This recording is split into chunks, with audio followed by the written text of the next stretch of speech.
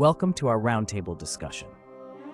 The Matrix Reloaded not only pushed the envelope of filmmaking when it was released, but has continued to provide a playground for theoretical analysis. It marked an era in which cinema could challenge our perception of reality and fantasy. I recall my initial viewing, the way Reloaded expanded on the universe. It was intellectually stirring, especially from a theoretical standpoint. It's rare that a film blends action with such deep philosophical inquiry. Stirring, sure, but I felt the film lacked the concise punch of the original. Overstuffed with philosophical jargon, it sometimes obscured the narrative, though I suppose that was part of its allure. That allure was certainly amplified by its groundbreaking effects. It's not every day a sequel outshines its predecessor on a technical level. The technical prowess didn't necessarily equate to better storytelling. It's essential we differentiate when grading a film's legacy. Technical advancements or not, we must admit they brought something novel to the table. A narrative deeply interwoven with complex character arcs and a universe teetering on the brink of chaos theory principles. Indeed, but let's not stray too far now. The philosophical depth is what set Reloaded apart, particularly the free will versus determinism debate it intensifies. Free will is a charming concept in film, but the execution here felt ham-handed at times, as though the film was trying too hard to be profound. If we're questioning execution, then yes, the film was certainly ambitious, sometimes to its own detriment. Ambition isn't a fault. Reloaded made bold choices leading to rich discussions like this, emphasizing the narrative weight a sequel can hold. And while we're on the subject of narrative weight, considering the mathematic and scientific implications of the film's concepts is crucial. All crucial points. The Matrix universe certainly provided layers of complexity that have kept us and viewers pondering its reality for years. We will delve into these layers further as we progress.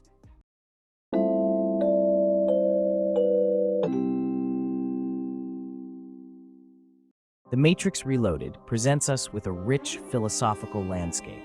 I think a good starting point is the tug-of-war between free will and determinism. Amelia, your thoughts? The film is a battleground for the age-old debate on the existence of free will. Neo's journey is emblematic of human struggle to assert control in a seemingly preordained universe. Assert control? Hardly.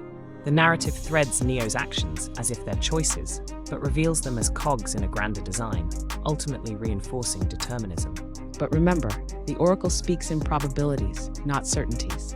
It introduces uncertainty, a critical component of chaos theory, which muddles strict determinism. Still, is chaos not just an undetected order? Neo's visions and concurrent realities underscore a programmed universe, one where choices are but illusions. Illusions that matter, Mick. Neo's love for Trinity defies the architect's expectations. This emotional drive is where free will bleeds into the equation, upsetting the balance. That's a romantic notion, Amelia, but the love story is another variable controlled by the system. The emotions are themselves potentially orchestrated. Jazz has a point. And consider that every supposed choice leads Neo back to the source, fulfilling the system's requirement. Is that not the epitome of determinism? Not to undermine determinism, Lenny, but unpredictability exists within the Matrix's own algorithms. Isn't there space for free will within the randomness? Exactly, Izzy. The human element adds a level of unpredictability that system cannot fully anticipate, a crack in the deterministic armor. Unpredictability does not equate to free will. Merely acknowledging the unknown doesn't dismantle the overarching control the system holds. Let's not overlook cause and effect, though. Can we genuinely consider it free will if each action is a response to a predefined variable? Precisely, Jazz. The semblance of free will is manipulated by the machinery of the Matrix. People are allowed to feel in control because it serves a purpose. Yet there's something intrinsically human about rejecting that narrative. The Oracle encourages it, suggesting that understanding the system empowers choice. A system with a flaw by design, then? Perhaps the Oracle and the Architect represent dueling philosophies within the machine hierarchy itself, a dialectic embodiment. An interesting perspective, Izzy. The tension between the characters really does mirror our own internal debates about fate and autonomy.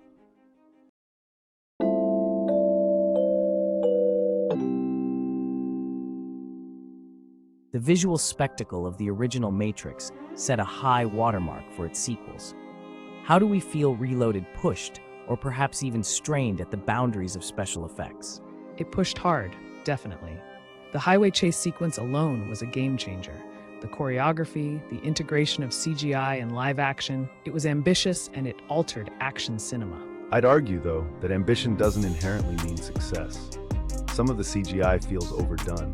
At times, it feels like style over substance. Not to mention the infamous Burly Brawl. As much as it's technically impressive, it does look quite rubbery by today's standards. Did it go too far? I'm inclined to say yes. Perhaps, but consider the time it was released. The special effects were revolutionary. We can't only judge it through a modern lens. There's a fine line, isn't there? Pushing tech boundaries means some elements age poorly. But without that push, there's no progress. It's worth interjecting the concept of a trade-off. The special effects served as a vehicle for the narrative's progression. They built a world we'd only imagined. A vehicle is meant to get you somewhere, not to overshadow the destination. Too much reliance on CGI did affect the narrative depth.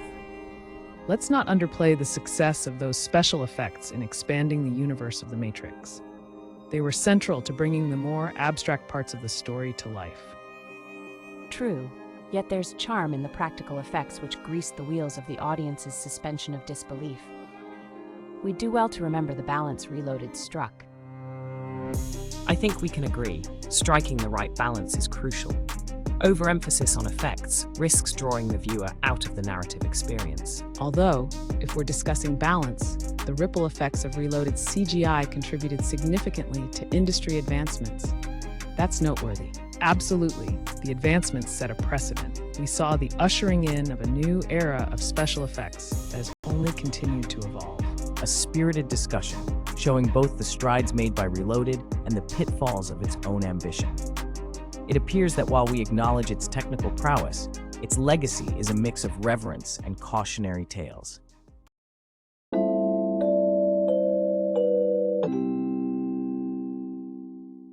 The interweaving of religious and mythological symbolism in The Matrix Reloaded certainly demands a closer look. Amelia, would you walk us through some of the parallels you see? Naturally, the character of Neo is a pastiche of religious messiahs, a futuristic Jesus of sorts. Even the name Neo is an anagram for one, signifying the singular savior. The movie invites these comparisons with scenes like his resurrection after being shot by Agent Smith in the first film. While those parallels are conspicuous, the inclusion of Zion adds another layer. The biblical reference to the Promised Land stands out, but I'd argue it's a bit on the nose, don't you think? Let's not forget the Merovingian, an ode to Gnosticism, with his role as a keeper of secret knowledge. It's intriguing, but overdone. It's as if the filmmakers are hitting us over the head with these symbols. That heavy-handedness has its place, though. It's crucial in drawing connections between the familiar and the speculative elements of the Matrix world. Indeed, but let's not gloss over the subtler mythological elements. The Oracle's role, reminiscent of Pythia, the Oracle of Delphi, is more nuanced. She guides without dictating, offering insights wrapped in enigmas. I must admit that's an astute observation. However, the Oracle's guidance is very much a double-edged sword. It captures the dichotomy of choice versus destiny superbly. It does, but isn't the Oracle herself a paradox? Proponents of technocracy might find the reliance on a prophetic figure rather contradictory in a rebellion grounded in the scientific and the rational. Contradictory, perhaps, but it's a necessary device, a bridge between the known and the unknown. People seek meaning, and what's a better source than ancient wisdom? The storytelling leans heavily on these motifs, but does this abundance of reference enrich the film's narrative, or does it overshadow its originality? Originality. How the film's religious overtones often feel like a borrowed cloak, dressing up an otherwise straightforward sci-fi action plot. On the contrary, the layering of spiritual themes gives depth to the narrative. They aren't simply borrowed cloaks, but rather ingrained elements that bind the story together. Keeping in mind, the spiritual does not negate the film's intellectual rigor. Consider the concept of fate. The movie navigates these waters precisely, threading through determinism and the power of choice. You say navigates, I say flounders.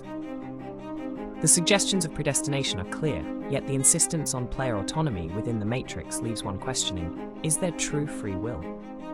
What about our everyday beliefs? This film holds a mirror to them, forcing us to reckon with the juxtaposition of faith and understanding in our own lives. The interplay between mythological themes and our protagonists adds complexity. But is it essential or merely decorative? Without question, it's essential. It elevates the narrative, asking more from the audience than passive consumption. It demands engagement. Though sometimes, I wonder whether it asks too much, leaving viewers lost in a sea of allegorical references, rather than steering them to understanding. Yet, it's this same complexity that has kept us debating and dissecting the film long after its release, isn't it?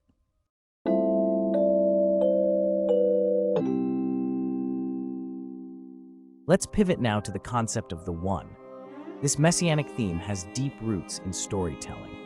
Mick, can you start us off with some historical context? Absolutely, Hal. The archetype of a savior or chosen one is as old as mythology itself. The Matrix Reloaded doubles down on this with Neo. He's not just a protagonist, he's a prophesied digital Jesus, a narrative device that draws viewers into a higher moral and ethical discussion. While that's true, Mick, I think the cultural impact of a messianic figure like Neo is particularly potent in our technological age. It poses the question of salvation in an era where we're increasingly reliant on and at the mercy of our machines. Although compelling, it begs us to ask, is this messianic trope too simplistic for modern viewers? Does it undermine their agency by suggesting we're waiting for a chosen one to save us? Amelia makes a relevant point. But let's not forget the psychological comfort such a theme provides. It's not just about agency, it's about hope. Neo represents that quintessential human belief that someone can rise and make things right, which is a powerful draw. Hope, Lenny, or is it a convenient plot crutch? We can't overlook the possibility that relying on a single messianic figure can be a lazy way to drive a story. It can strip complexity from the surrounding narrative. Jazz, I'd argue the opposite. Neo's journey adds depth, evolving from the first film's revelation to the second's burden of being the One. It's the very complexity of his path that challenges his belief and ours in predestined saviors. But doesn't that play right back into the deterministic cocoon the film weaves? Neo's path only seems complex because he's shackled to this so-called destiny. The illusion of depth, perhaps? Illusion, is he? I disagree. We're shown Neo's struggle with choice and burden, and these are real human conditions. The Messiah complex adds layers to his character's psychological state, which is far from superficial. True, Lenny, it's not superficial, but is it not also a mirrored reflection of our own society's Messiah complexes? In a way, The Matrix Reloaded holds a mirror up to our own desires for a clear-cut hero in the murky complexities of reality. Well, it seems that we can agree that Neo's role as the One invites a wide spectrum of interpretations. It's a testament to the film's layered storytelling that it can provoke such dynamic dialogue. Mick, your thoughts on balancing this messianic narrative? It's a delicate balance, Hal.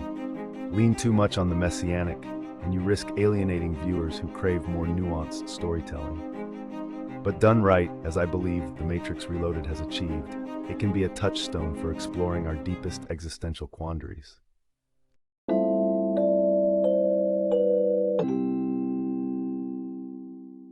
Exploring the cultural echoes of The Matrix Reloaded, it's clear that its impact extends beyond cinematic boundaries. I'd say it played a vital role in defining early 2000s sci-fi aesthetics and themes within our pop culture. Jazz, would you agree that it set a new benchmark? Definitely, Hal. The Matrix Reloaded didn't just push boundaries, it shattered them. Its influence is viral, from fashion to music videos, even advertising. The film's DNA is embedded in our collective consciousness, even if some argue it's style over substance. While I see your point, Jazz, I think it's too simplistic to label its contribution as purely aesthetic.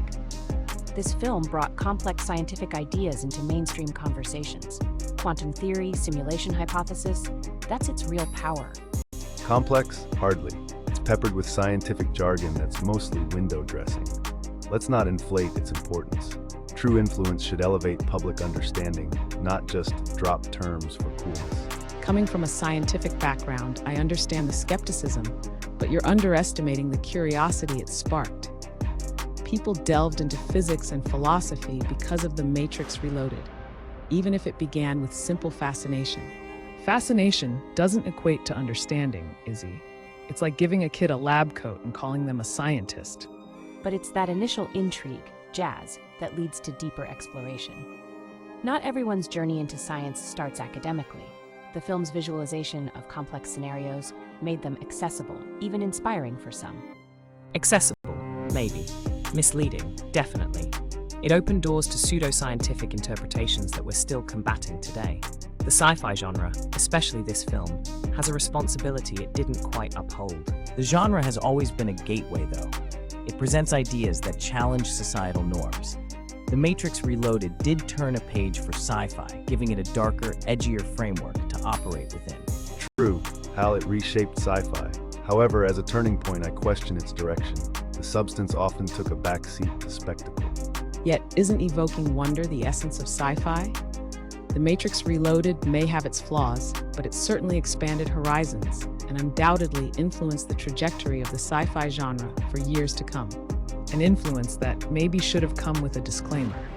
The flashy surface too often blinded viewers to the film's shallower depths. Even shallow waters can reflect deep truths, jazz. Perhaps we're looking too critically at its interpretive range. Science fiction at its heart is about imagining possibilities. The Matrix Reloaded excelled at that. And with great power comes great responsibility, Amelia. We should be wary of lauding a film that contributes to superficial understandings of scientific concepts. Understandable concerns, but the cultural zeitgeist it created can't be understated. It's the very debate we're having now that underscores its provocative legacy in both sci-fi and pop culture.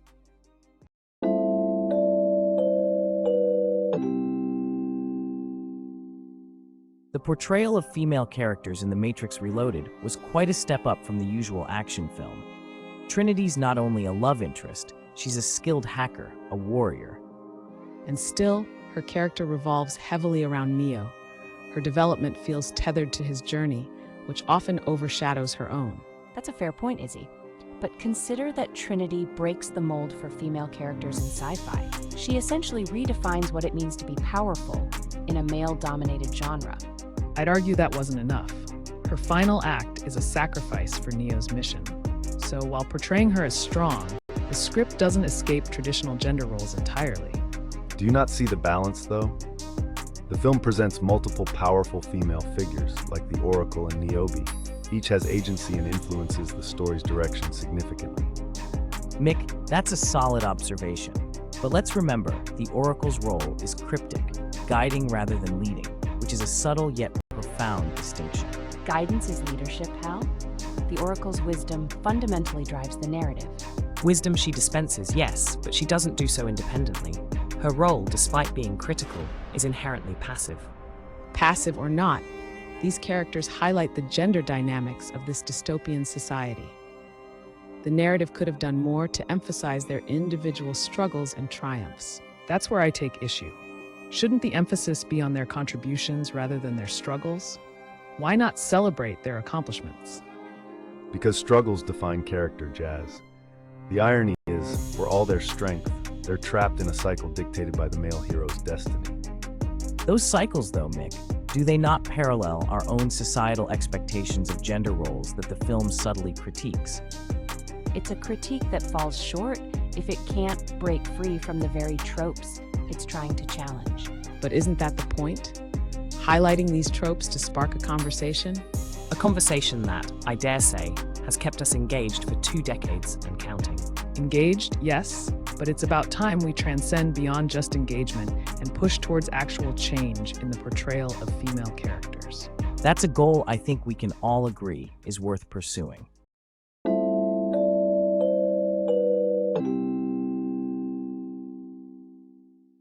The narrative structure of The Matrix Reloaded is undeniably complex. It interweaves multiple storylines and introduces new characters and concepts. Let's dive into how this impacts the film's pacing and overall audience engagement. Lenny, why don't you kick this off? Well, I'll get straight to the point. Surprise there. The pacing is erratic. 1 minute, you're in the throes of high-octane action, and the next, you're dragged into expository dialogue that grinds the momentum to a halt. It challenges viewers, but not always in a good way. That so-called expository dialogue, though, it adds depth. Without those quieter moments, we'd have no respite from the action. It's about balance. But is it balanced? I'm with Lenny. The action and philosophy are at war with each other here. If narrative texture is a spectrum, Reloaded is flipping from end to end like a light switch. However, those narrative shifts reflect the dualities the film plays with. Reality versus the matrix, choice versus control. It's supposed to be jarring, a simulation of the character's disorienting experiences. Amelia brings up I agree with Lenny and Mick, but let's not forget, this is about engaging an audience, not just telling a story. The pacing has to work for us, not just for the narrative's ambition. All strong points. And what do we make of the subplots that intertwine? Do they enrich the central story, or do they clutter it? It's clutter, plain and simple. You could excise entire plots and have the core of the story remain intact. The Merovingian, the keymaker, do they serve the central plot, or are they just narrative detours? They're essential. The Merovingian's causality monologue, that's a thematic cornerstone, not some needless tangent. Essential, Izzy, or indulgent? There's a line between complexity and convolution, and Reloaded dances on it. I'd argue those detours make the Matrix universe richer. We see different facets that suggest a larger world. It's intricate world building. World building is one thing, but coherence is another. If viewers can't follow, what's the point? I have to insist, it's not that one can't follow, it's that one must actively engage. It's a film that doesn't patronize its audience by spoon-feeding them. But when active engagement feels like a chore, Izzy, hasn't the film failed in some way? It seems we have a fundamental divide here. On the one hand, there's value in complexity and world building, as Amelia suggests. On the other, Jazz and Lenny are advocating for a more streamlined narrative. This is the beauty of cinema. It's subjective, and even such divergent views can stem from the same source. Let's keep these thoughts in mind as we continue. Remember, the most compelling stories often leave us with more questions than answers.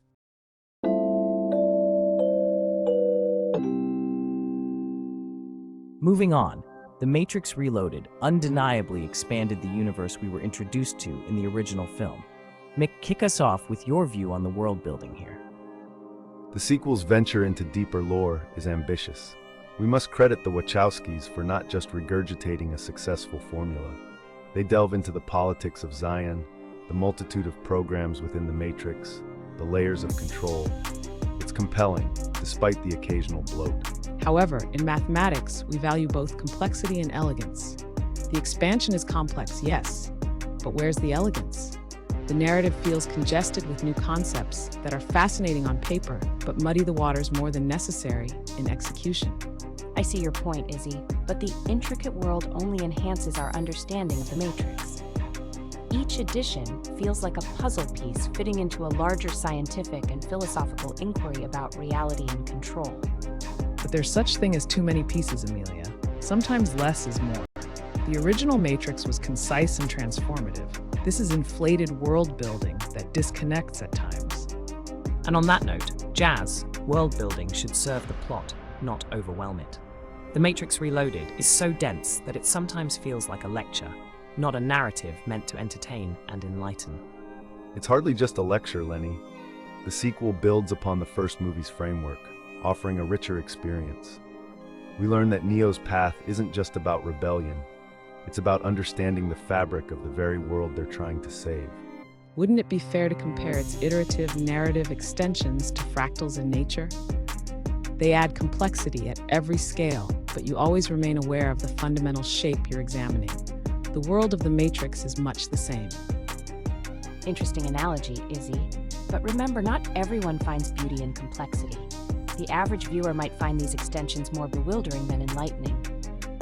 Like I always say, confusion in the audience isn't a sign of depth. It's a failure to communicate properly. Let's focus on the sequel's challenge, building upon the familiar while introducing the new. How does this film fare in that balancing act? Frankly, it's a misstep. They've blurred the lines too much. making it harder to emotionally invest in this grander world when we are perpetually catching up. That's the beauty of it, Lenny. It challenges the audience to think, to evolve with the film. Isn't intellectual stimulation part of what cinema can offer? Surely, but when the audience requires a codex to understand the basics, Mick, we've ventured into the esoteric rather than the accessible. Yet, it's that very intellectual meat that gives this movie merit and attracts viewers hungry for a deeper narrative. Some hunger for a meal, not a buffet where you can't discern the flavors. You lose the story in the noise. The noise, as you put it, jazz, might actually resonate with enthusiasts eager for a more generous helping of the Matrix universe. As enthusiasts ourselves, we can appreciate that. Yet there's a fine line between enrichment and excess. We want depth, not drudgery. I disagree. It's all about pushing boundaries. Without ambition, we'd be stuck with repetitive stories that dare not challenge their audience. The cohesion of an extended universe is the challenge here, one that The Matrix Reloaded met with a daring narrative leap. Whether it's a leap or a stumble depends on individual tastes. But we can't deny its role in encouraging expansive cinematic universes that followed.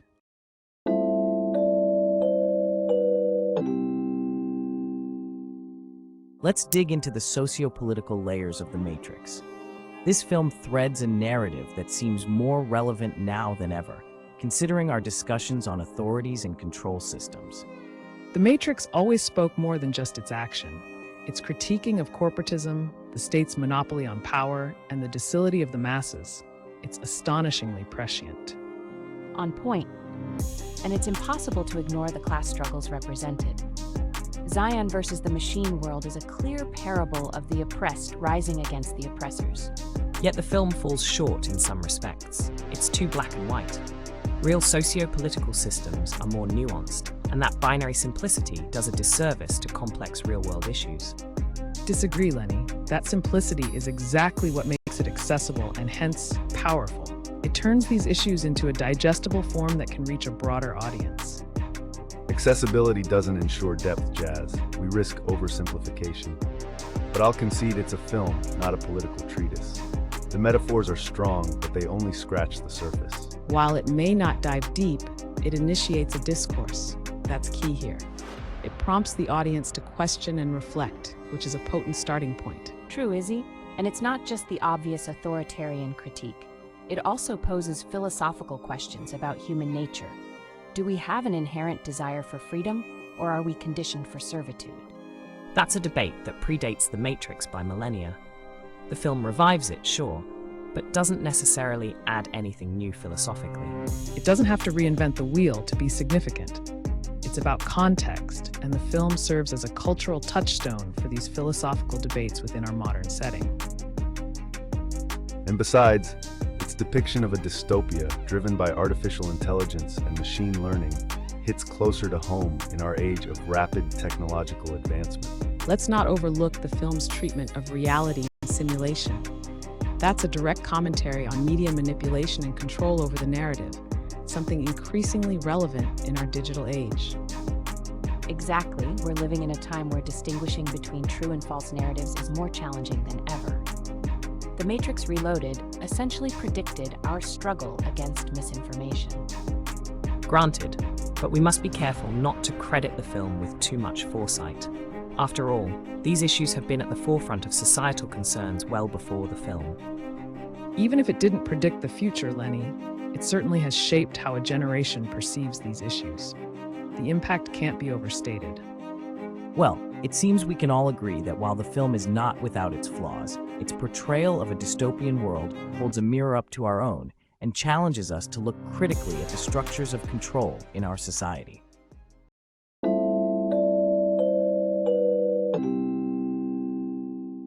The Matrix trilogy really set the precedent for transmedia storytelling by seamlessly threading narratives through various mediums, igniting an entirely novel approach. Not only did the approach break ground, it underscored the computational models of how we understand narratives. It's like a fractal pattern, each medium reflecting a part of the whole, yet unique in its pattern. It was the beginning of something greater, Yet I fear it's created a formula that too many franchises attempt to mimic without understanding the core essence. Clumping together mediums doesn't always mean depth. But you can't ignore the benchmark it set, Mick. It expanded the universe beyond the films, giving fans new entry points and creating a synergy across storytelling platforms. Agreed, but there's a point where it becomes oversaturation and originality suffers. It's the classic quantum problem of observing the particle too closely and thereby changing it. Precisely my worry. This transmedia approach risks diluting the potency of the original narrative, transforming profound stories into mere putty for commercial hands. And yet, isn't the essence of storytelling evolution over stagnation? Transmedia offers just that. Evolution and the chance for stories to live beyond their initial form. It's like an endless equation, picking variables from different disciplines. But it requires precision not to lose the plot's integral calculus in the process. The idea has merit, but the execution sometimes feels like slapping equations on a board and calling it theory without ensuring they solve an actual problem. It doesn't always need to solve a problem, though. Sometimes it's about exploration, just like in experimental physics. But without a meaningful narrative to anchor that exploration, it just feels like a gimmick. We can't let spectacle distract from substance. I'd argue we should also consider the audience's feedback loop in this. The more they crave, the more franchises will build these extended universes without necessary restraint. True, the audience's engagement has now become a part of the storytelling process itself. It is as much their universe as it is the creators.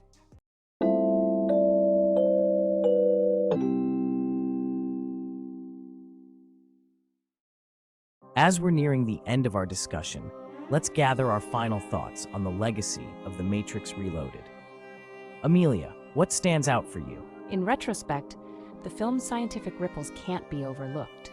It fostered an era where quantum mechanics became a household topic, albeit sometimes misunderstood. And yet, it's the missteps in its narrative ambition where the film falters, leading more to confusion than to clarity.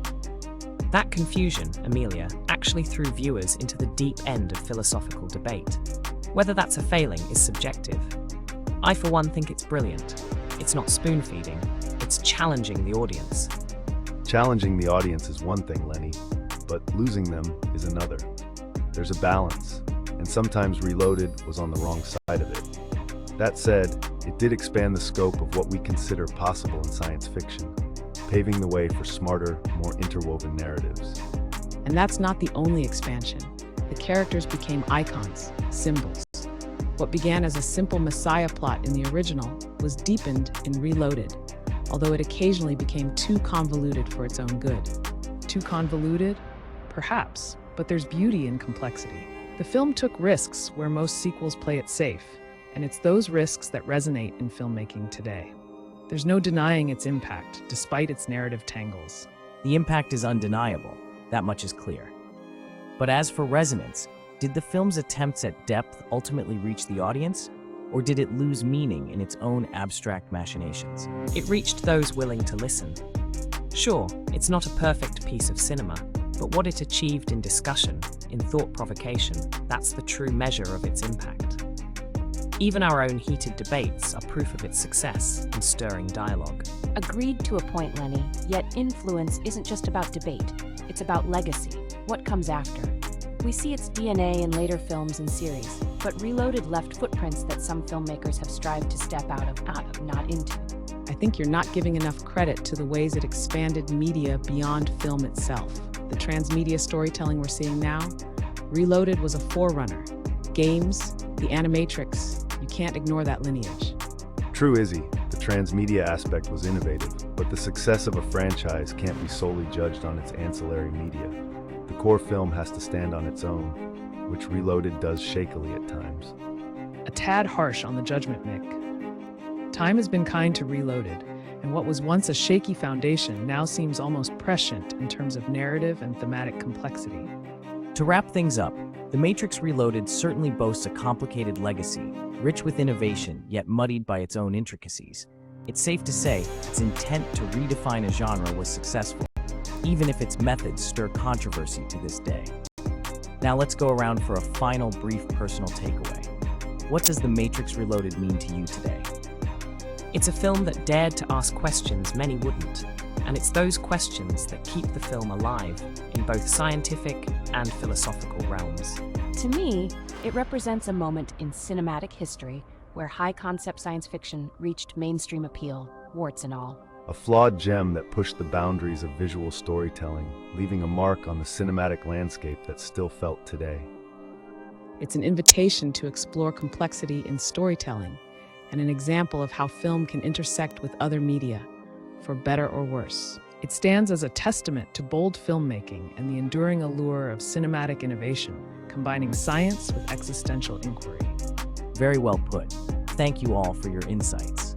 The Matrix Reloaded continues to provoke and inspire discussion, as we've proven today. It's a film that, regardless of individual perspectives, has secured its place in the realm of discussion-worthy cinema.